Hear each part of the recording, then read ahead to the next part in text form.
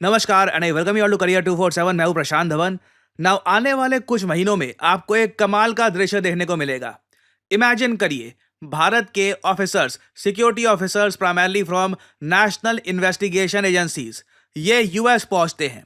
US के airport से बाहर आते हैं, एफबीआई के ऑफिशियल से बातचीत करते हैं और उसके बाद सीधा एक आतंकवादी 26/11 हमले का जो आतंकवादी है तंवर राणा, वहां पर पहुंचा जाता है। अमेरिकन ऑफिशियल्स कहते हैं कि now he is under your custody और उसके बाद एनआईए के ऑफिशियल्स तंवर राणा पर हैंडकफ्स लगाते हैं और इसको एक्स्ट्राडाइट करते हैं, सीधा इसको लेकर जाते हैं वापस रिपब्लिक ऑफ इंडिया में, ताकि फाइनली इस आतंकवादी को जस्टिस मिल पाए।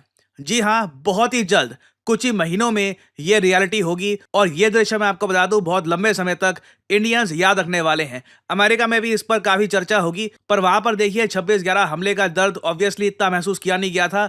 हम इंडियंस के लिए ये बहुत पर्सनल होगा कि जिस आतंकवादी ने हमारे देश को इतना बड़ा घाव दिया था, finally we will bring him to justice. और आपको याद होगा, मैंने इस टॉपिक पर ना आज से 4-5 महीने पहले, एक्चुअली 5 महीने पहले स्टडी IQ चैनल पर यह वीडियो करी थी अपलोड कि तंवर राणा 26/11 का मास्टरमाइंड, फाइनली इसको इंडिया में लाया जाएगा। उस वक्त क्या था कि यूएसए के कोर्ट ने यह कहा था कि देखिए, यूएसए और इंडिया के बीच में एक एक्स्ट्राडिशन ट्रीटी एग्जिस्ट करती है। मतलब कि कल को अगर मान लीजिए कल को कोई क्रिमिनल है या फिर इस पर्टिकुलर केस में एक आतंकवादी है जिस पर आरोप लगे हैं वो, मगर वो इंडिया में है, उसको एक्स्ट्राडिशन ट्रीटी के अंडर यूएसए लाया जा सकता है, या फिर वैसा वर्सा अगर कोई आतंकवादी जिसने इंडिया में किए हैं जुर्म वो यूएसए में है तो उसको इंडिया लाया जा सकता है। नाउ ये जो एक्स्ट्राडिशन ट्रीटी है, इसके अंडर तंवर राणा आता है या नहीं आता, इसके बारे में यूएसए ने अप्रूवल दे दिया था आज से 5 महीने पहले। अब रिसेंटली क्या हुआ है कि यूएस कोर्ट ने यह भी अप्रूवल दे दी है कि तंवर राणा को बिल्कुल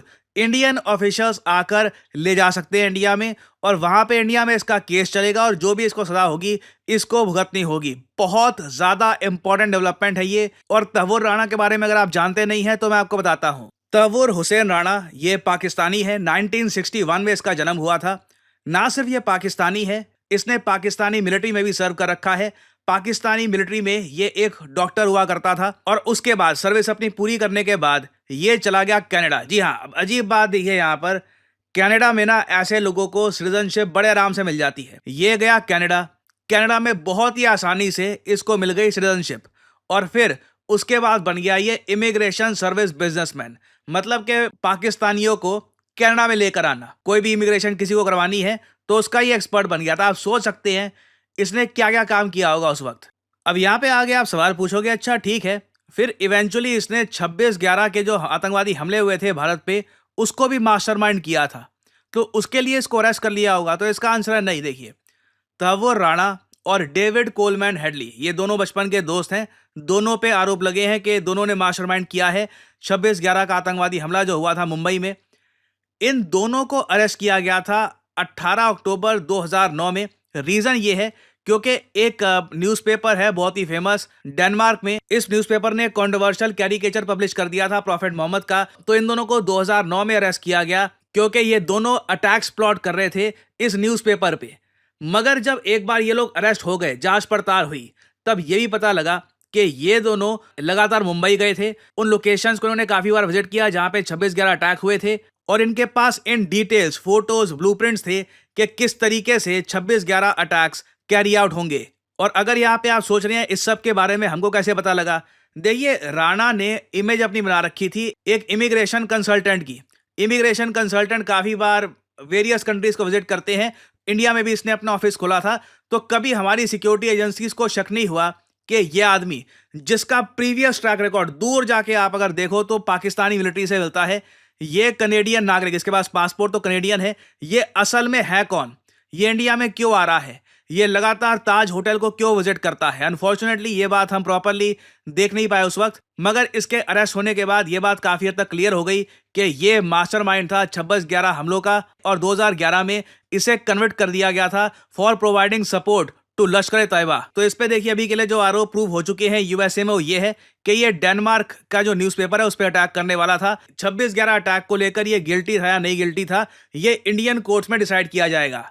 और आप अगर 26/11 हमलों के जो विक्टिम्स हैं उनकी फैमिली से पूछे तो वो तो साफ साफ कहते हैं तंवर राणा को फांसी लगा देनी चाहिए। इस आदमी की वजह से टोटल 164 लोग मरे 26/11 हमले में और कई लोग बुरी तरीके से घायल हुए थे। नाउ तंवर राणा देखिए जब भारत में आएगा, एक तो मैं कहूंगा इससे इंडिया यूएस रिलेशंस भी स्ट्रांग होंगे, तो क्योंकि थोड़ा सा यहाँ पर ट्रस्ट जागेगा कि इंडिया के जो सेंसिटिव इश्यूज हैं वहां पर यूएस सपोर्ट करने को तैयार है। दूसरी बात, उम्मीद जागेगी कि कल को और भी जो बड़े आतंकवादी हैं उनको भी हम पकड़ सकते हैं और इंडिया में लाकर प्रॉपर हमारे जस्टिस सिस्टम से गुजार कर उनको सजा दे सकते हैं। अब प्रॉब्लम देखो यहाँ पर यही है, हमारा जस्टिस सिस्टम थोड़ा सा स्लो है। अब तंवर राणा भारत में आ गया, इसको भी 4-5 साल तक अपील चल रही है, डेट्स चल रही है, तो खैर टाइम लग जाएगा। आई होप कि जो इसका केस है ये एक प्रॉपर स्पीड के साथ विद प्रॉपर कन्विक्शन, प्रॉपर यहाँ पे सबूत भी होने चाहिए, ये सब कुछ प्रूव करके इसको इवेंचुअली हम सजा दें। ये अगर हम यहाँ पे भी लगा देते हैं 3-4 साल लगा देते हैं तो ये एक्स्ट्राडिशन का इतना फायदा है नहीं। और अगर यहाँ पे आप पूछ रहे हैं कि कुछ यहाँ पे लास्ट मोमेंट पर प्रॉब्लम आ सकती है, देखिए वैसे तो Justin Trudeau prime minister, governor, जो इनको बोलना है बोल दीजिए, अब तक तो काफ़ी हद तक इनकी पावर जा चुकी है। रिज़ाइन इन्होंने अनाउंस कर दिया अपना और कुछ ही महीनों में इनको रिप्लेस कर दिया जाएगा। But for the time being, जब मैं वीडियो रिकॉर्ड कर रहा हूँ, अभी भी technically he is still the prime minister of Canada. Now जो तंवर राणा ये आदमी है, ये भी कनेडियन नेशनल है, ये अमेरिकन नहीं है, कनेडियन नेशनल है।